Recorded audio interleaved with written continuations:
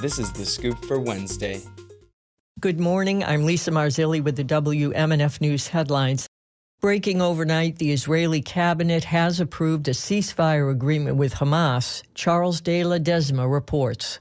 The truce marks the biggest diplomatic breakthrough since Hamas's October 7 rampage into southern Israel ignited the deadliest round of Israeli-Palestinian violence in decades. Qatar, which mediates with Hamas, announced the truce without saying when it would begin. Its expected 50 hostages will be released in stages in exchange for what Hamas says would be 150 Palestinian prisoners held by Israel. Both sides will release women and children first, and the supply of humanitarian aid flowing into the besieged territory will be ramped up. I'm Charles de la Desma. After the United Nations called for a ceasefire amid the conflict, WMNF's Chris Young reports that Governor Ron DeSantis called for the nation to defund the United Nations. Governor Ron DeSantis made the comment at a rally in New Hampshire. Defund the UN. I mean, are you kidding me? What a farce. This came shortly after the UN called for an immediate ceasefire and more supplies and services for those in Gaza.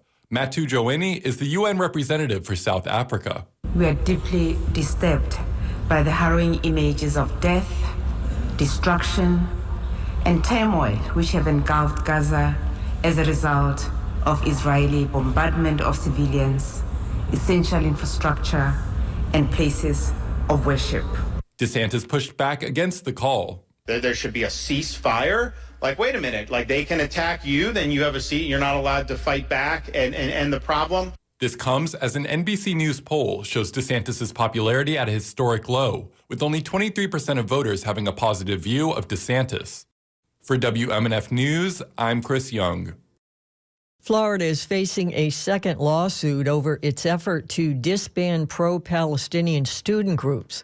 A lawsuit filed yesterday in federal court in Gainesville claims the state is either ignoring or does not understand First Amendment rights to free speech.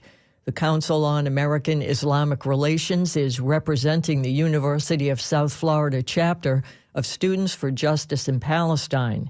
The lawsuit argues that State University System Chancellor Ray Rodriguez's order to disband the groups because of a statement made by a national group is unconstitutional. Omar Saleh is lead attorney for CARE Florida.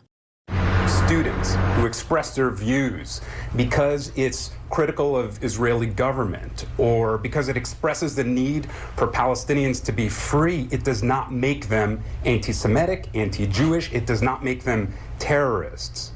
And that's why this lawsuit was filed yesterday. This is not a Muslim thing. It's a constitutional thing. It's about preserving our First Amendment rights. The ACLU filed a similar lawsuit last week representing a University of Florida chapter of the student group.